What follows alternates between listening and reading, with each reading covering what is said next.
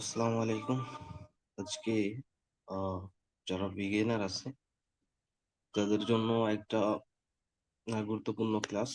আসলে যারা বুঝতে চায় যে অর্ডার ফ্লো কিভাবে কাজ করে, অর্ডার ফ্লোর গুরুত্বটা কি, এটা যারা আসলে বুঝতে চায় এবং যারা নতুন যারা আছে, যাদের এই নলেজটা দরকার, তো তাদের জন্য আজকের ভিডিওটা খুবই ইম্পর্টেন্ট। তো আজকে আমি আহ একদম বিগিনার স্টাইলে বোঝানোর চেষ্টা করব, কারণ এখানে অর্ডার ফ্লোর অনেক ক্রাইটেরিয়া আছে। ওইগুলা ফলো করে যদি আপনাদের বুঝাইতে যাই হয়তো বা বুঝবেন না। তো সেই কারণে আমি সহজ ভাষায় যে আসলে অর্ডার ফ্লো আমাদের কি কি দেখায়, মার্কেটের কি তথ্য দেয় এবং আমাদের কেন দরকার মার্কেটে অর্ডার ফ্লো। ঠিক আছে, তো সেই জিনিসটা বোঝানোর ট্রাই করব। ওকে, তো আমি প্রথমে দুইটা রিটেল ক্যান্ডেল ড্র করি। যদি ড্র করে দেখাই দেন না আপনাদের ভালো হবে। সাপোজ ধরেন এইটা হচ্ছে একটা বুলিশ ক্যান্ডেল। ওকে, এটা সাপোজ ধরুন আপনার রিটেল বুলিশ ক্যান্ডেল। রিটেল বলতে আমি বুঝাচ্ছি আর কি, আহ, আপনার কি যে ক্যান্ডেলিস্টিক প্যাটার্নে যে ক্যান্ডেল গুলো দেখেন এরকম। আর এইখানে এটা যেটা আছে এটা অর্ডার ফ্লোর একটা ক্যান্ডেল, ঠিক আছে, অথবা বার। তো দেখেন আমরা যদি এইখানে আহ এখানে যে ক্যান্ডেলটা দেখতেছি, এই ক্যান্ডেলে আমরা ক্যান্ডেলিস্টিক প্যাটার্নে অন্য কোনো তথ্য পাই না। হয়তোবা কি থাকে, একটা উইক থাকে, অথবা দুই সাইডে উইক থাকে, এরকম কিছু থাকে, তাই না? আর অর্ডার ফ্লো তো উইক থাকবে, সমস্যা নাই। তবে অর্ডার ফ্লোতে আমরা এক্সট্রা কি কি তথ্য পাবো এন্ড দেন তার ফিডব্যাকটা কি, সেটা বোঝার ট্রাই করবো। হ্যাঁ, তো এইটা আমাদের অর্ডার ফ্লোর বার। এখানে আমরা আরো কিছু তথ্য দেখতে পারবো। তো তার মধ্যে একটা ভলিউম। হুম, ভলিউম দেখতে পারবো। সাপোজ এইখানে এই বুলিশ ক্যান্ডেলের এইখানে একটা ভলিউম আছে, হাই ভলিউম, অর্থাৎ যেখানে আপনার সবচেয়ে বেশি ভলিউম থাকে এবং বাই সেল হয় বেশি। সেখানে আসলে আহ অর্ডার ফ্লোতে সেই জায়গাটাকে বলে পয়েন্ট অফ কন্ট্রোল। ঠিক আছে, তো যেহেতু এইখানে রিটেল ক্যান্ডেল এটা, তো এটাতে আর কোনো তথ্য দেখা যাবে না, এটা জাস্ট এই পর্যন্তই। তো এখানে আমরা এক্সট্রা একটা কনফার্মেশন, সেটা এখানে আমরা ভলিউমটা দেখতে পারবো। এন্ড দেন আরো কিছু তথ্য পাবো, সেটা এই আহ, সবচেয়ে হাই ভলিউমের যে জায়গাটা, এখানে আসলে কারা কন্ট্রোলে আছে, এটা কি এখনো বায়ার্স এর কন্ট্রোলে আছে নাকি সেলার্স এর কন্ট্রোলে আছে, এই জিনিসটা বুঝতে পারবো। ঠিক আছে, তারপর আরেকটা জিনিস দেখতে পারবো, সেটা এই লেভেল গুলাতে কি পরিমাণ, প্রত্যেকটা এই ক্যান্ডেলের প্রত্যেকটা জায়গায় আপনার একটা করে প্রাইস লেভেল আছে এবং সেখানে কি পরিমাণ বাই সেল হয়েছে, সেই লিস্ট গুলো এখানে দেখা যাবে। হ্যাঁ, যেমনটা উপরে দেখতেছেন যে এখানে অনেকগুলো নাম্বার দেখতেছেন না একটা ক্যান্ডেলের সাইডে, এবং রেড গ্রিন বক্স আছে। তো যাই হোক, অর্ডার ফ্লো ক্যান্ডেলে আপনার এরকম অনেকগুলা ভলিউম থাকবে। তো তার মধ্যে যেটা সবচেয়ে বেশি ভলিউম থাকবে সেটা আমাদের পয়েন্ট অফ কন্ট্রোল। এখন কোনো একটা বুলিশ ক্যান্ডেলের প্রথমে, অর্থাৎ ক্যান্ডেলের শুরুতে যদি আপনার বায়ার্স এর কন্ট্রোলিং এ ভলিউম বেশি থাকে, তো সেই ক্যান্ডেলের পরবর্তী ক্যান্ডেলটা বুলিশ কন্টিনিউ করে। ঠিক আছে, অর্থাৎ কন্টিনিউ করবে মার্কেট। ঠিক আছে, তো এটা তো আমরা অর্ডার ফ্লোর মাধ্যমে বুঝতেছি যে নেক্সট মার্কেট কন্টিনিউ করবে, এখানে অনেক ভলিউম এবং বায়ার্স অ্যাক্টিভ। বাট রিটেল যেই আপনার ক্যান্ডেলিস্টিক প্যাটার্ন চার্টে যেগুলো আমরা দেখি, এখানে তো আর কোনো তথ্য নাই। এখানে সর্বোচ্চ কি হইতে পারে, কি দেখতে পারি আমরা, হয়তো বা ভলিউম দেখতে পারি নিচে, তবে ভলিউমটা অ্যাকুরেট না। অর্ডার ফ্লোর ভলিউমটা অ্যাকুরেট, বাট চার্ট প্যাটার্নে অথবা ক্যান্ডেলস্টিক প্যাটার্ন যে ভলিউমটা দেখবেন সেটা কিন্তু আসলে অ্যাকুরেট না।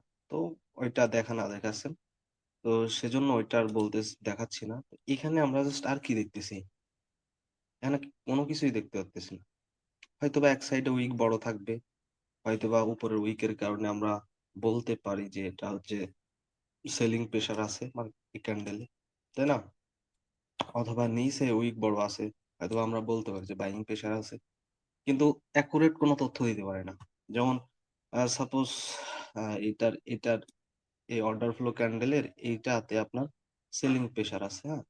তারপরেও এখানে ভলিউমটা হচ্ছে ১ম দিকে ক্যান্ডেলের শুরুতে। তাইলে কি হবে? তারপরেও কিন্তু এটা মার্কেট কন্টিনিউ করবে। কারণ এখানে ভলিউম সবচাইতে বেশি হচ্ছে ক্যান্ডেলের শুরুতে এবং হচ্ছে এখানে যেই ভলিউমটা এটা হচ্ছে বায়ার্স দের, হ্যাঁ? তো দ্যাটস মিন এটা মার্কেট কন্টিনিউ করবে। এখানে অনেক বড় প্রেশার থাকা সত্ত্বেও কিন্তু এই যে আমাদের ভলিউম কনফার্মেশন এর কারণে হচ্ছে মার্কেট কন্টিনিউ করবে। কিন্তু আমাদের এই যে ক্যান্ডেলস্টিক প্যাটার্ন এ, হ্যাঁ? আমরা কিন্তু এটা দেখতে পারতেছি না। যতই বাইং প্রেশার থাকুক, উই উই আছে আপনার সেলিং প্রেশার থাকুক, কোনটাই কাজে আসতেছে না। কারণ এর ভিতরের তথ্য আমরা জানতে পারতেছি না। হয়তোবা উইক বড় ছোট এগুলা দিয়ে আমরা হচ্ছে সাময়িকভাবে একটু বায়ার সেলার্স এর প্রেশার বুঝতে পারি। কিন্তু অ্যাকুরেট না। যেমনটা এইখানে অ্যাকুরেট আমরা বুঝতে পারি। যেমন এইখানে অনেক বড় আ একটা সেলিং উইক অর্থাৎ সেলিং প্রেশার। কিন্তু এখানে আমাদের মূল প্রেশারটা হচ্ছে বায়াসদের। যতই আপনার এখানে বড় উইক থাকুক না কেন, এটা আমাদের কোনো কাজে আসতেছে না। কিন্তু কখন কাজে আসবে? দেখেন এখানে আমরা আবার আরেকটা কনফার্মেশন পাবো। সেটা যদি এরকম হয়, সাপোজ আমাদের ভলিউমটা নিচ থেকে পরিবর্তন হয়ে আ আপনার এই যে এই নিচে ভলিউম আছে এখান থেকে পরিবর্তন হয়ে এইখানে হাই ভলিউম নোডটা অর্থাৎ পয়েন্ট অফ কন্ট্রোলটা হয়ে গেল। এখানে নাই। সাপোজ এখান থেকে সরে গেছে। সাপোজ এখান থেকে সরে গেছে। তখন কি হবে? তখন হচ্ছে মার্কেটের আ প্রেশারটা হচ্ছে কমে গেছে। অ্যান্ড দেন মার্কেট রিভার্সাল এর জন্য প্রস্তুতি নিবে। তো তার জন্য এখানে হয়তোবা selling control, point of control থাকতে পারে। হ্যাঁ? দেন মার্কেট হচ্ছে সেলিং এ আসতে পারে। তো এই সবগুলো সিচুয়েশন কিন্তু আমরা একটা ক্যান্ডেলের সব আ তথ্য দেখেই বুঝতে পারতেছি। কিন্তু রিটেল এ আমরা কিন্তু কিছুই বুঝতেছি না। ক্যান্ডেলস্টিক প্যাটার্ন এ আমরা কিন্তু কিছুই বুঝতেছি না। হ্যাঁ? এখানে জাস্ট একটা বুলিশ ক্যান্ডেল। তাছাড়া আর কোন তথ্য নাই। ঠিক আছে? তো এই কারণে আমরা হচ্ছে এই যে প্রেশারটা দেখাইলাম যে একটা বুলিশ ক্যান্ডেলের কোথায় কোন ধরনের ভলিউম থাকলে দেন হচ্ছে মার্কেটের মুভমেন্ট কোন দিকে হবে। এই যে একটা প্রেশার, এই প্রেশারটাই মূলত হচ্ছে আমরা অর্ডার ফ্লো তে শিখি। মানে জানি। ওভারঅল আমরা এই জিনিসগুলাই শিখি। আমরা বিভিন্ন প্রোফাইল শিখি। এটা জাস্ট একটা ক্যান্ডেলের প্রোফাইল।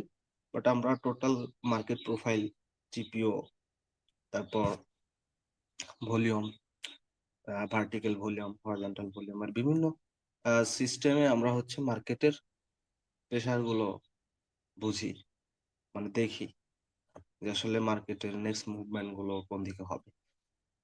তো এখন যদি আমি একটা উদাহরণস্বরূপ দেখাই যে আসলে আ অর্ডার ফ্লো ক্যান্ডেলে কিভাবে থাকে জিনিসটা আরো ক্লিয়ার হবে আপনাদের। তো এটা কিন্তু একদম সিম্পল বিষয়। একজন নতুন যারা ট্রেডিং আছেন তারাও কিন্তু জিনিসটা বুঝবেন। যে আসলে অর্ডার ফ্লো এবং হচ্ছে আমাদের চার্ট প্যাটার্ন বা ক্যান্ডেলস্টিক প্যাটার্ন এর মধ্যে পার্থক্যটা কি? তো এটা হচ্ছে মেইন পার্থক্য। এরকম ভাবে যদি আপনারা মার্কেটে না বুঝতে পারেন, কোনদিনই প্রফিটেবল হতে পারবেন। ঠিক আছে? তো আমরা যদি কোনো উদাহরণে যাই, হুম, উদাহরণে যাই যেমন এখানে দেখেন একটা আ ফরমেশন তৈরি হইছে। সেটা কিরকম? এই দেখেন এখানে, এখানে একটা বুলিশ ক্যান্ডেল, ওকে? তো বুলিশ ক্যান্ডেলের ভলিউমটা হচ্ছে সবচেয়ে বেশি ভলিউমটা হচ্ছে এখানে অর্থাৎ পয়েন্ট অফ কন্ট্রোল এখানে। এখান থেকে মার্কেট দেখেন নেক্সট ক্যান্ডেল কন্টিনিউ করছে, তাই না? নেক্সট ক্যান্ডেল কন্টিনিউ করছে। দেন এর পরের ক্যান্ডেলে নেক্সট যেটা কন্টিনিউ হইছে এইটাতে আবার হচ্ছে ভলিউমটা মাঝ বরাবর হয়ে গেছে। এটার একটা ফরমেশন আছে। এই ফরমেশন আমাদের 50% চান্স দেয় যে মার্কেট কন্টিনিউ করবে কি ডাউনে আসবে। তো আমি জাস্ট এতটুকু বলি যে যখন আমাদের বুলিশ ক্যান্ডেলের হচ্ছে প্রথম দিকে বায়ার্স এর প্রেসার ছিল এবং সবচেয়ে বেশি ভলিউম ছিল, সেটা যখন পরিবর্তন হয়ে অন্য কোনো সাইটে অর্থাৎ একটা ক্যান্ডেলের মাঝখানে বা শেষের দিকে হয়, তখন এটার বায়ার্স এর প্রেসারটা আহ অল্প বোঝায় অর্থাৎ কম। তো যার কারণে দেখেন এখানে একটা সেলিং বার হয়েছে। ঠিক আছে, এখানে কিন্তু এক এক একটা ক্যান্ডেল 1 ঘন্টার। আপনারা ভাবতে পারেন যে আমরা কি আসলে বাইনারি ট্রেডিং করতেছি কিনা।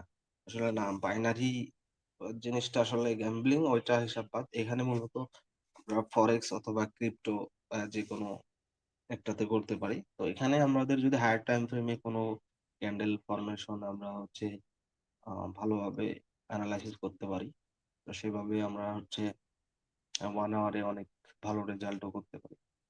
তো এইটা দেখে আবার কেউ হচ্ছে বাইনারি ট্রেডিং এ উদ্বুদ্ধ হইয়েন না। এবং হচ্ছে আপনার এখানে জাস্ট আপনাদের সামান্য কিছু অর্ডার ফ্লো ট্রেডিং এর হচ্ছে আহ, কিছু তথ্য দিলাম, যেগুলো আসলে একদম বেসিক সামান্য তথ্য। দেখেন, এই সামান্য তথ্য দিয়ে কিন্তু কমপ্লিট ভাবে অর্ডার ফ্লো শেখা হয় না। এর ভিতরে অনেক কিছু আছে, অনেক জিনিস আছে যেগুলো আসলে শেখা লাগে। তো সেই জিনিসগুলা যখন কমপ্লিট ভাবে আয়ত্ত করতে পারবেন, দেন তখনই হচ্ছে এটা ভালো রেজাল্ট করতে পারবেন ট্রেডিং মার্কেটে। তো আজকের মতো ভিডিওটা এই পর্যন্তই। সবাই ভালো থাকবেন। নেক্সট কোনো ভিডিওতে আমরা অন্য কোনো তথ্য দিব ইনশাল্লাহ। তো সবাই ভালো থাকেন। আল্লাহ হাফিজ।